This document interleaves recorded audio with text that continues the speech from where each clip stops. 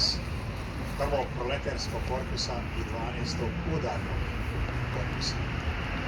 Kada su sinovi ove zemlje davali živote za slobodu naše Čukarice.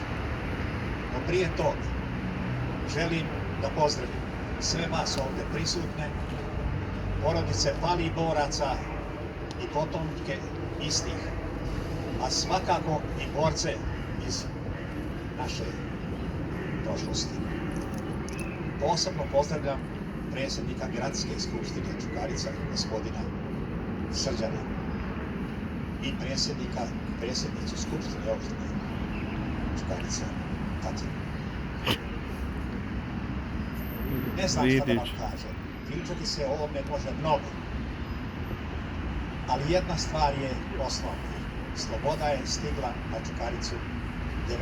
oktobra 1944. godine, donesena srcima i zastavama čuvenih junaka iz mnogih bitaka. Nikad nek se ne ugasi sjećanje na njih i ovaj spomenik. I mi svi, kad prolazimo i kad gledamo ovo sve, sjetimo se da je tad životom plaćana sloboda.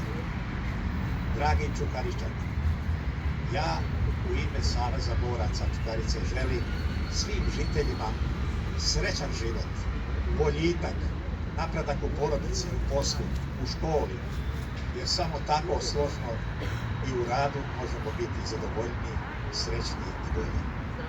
Završit ću ovo kratko izlaganje malo sa onim: smrt fašizmu, sloboda narodu. Živela naša Srbija!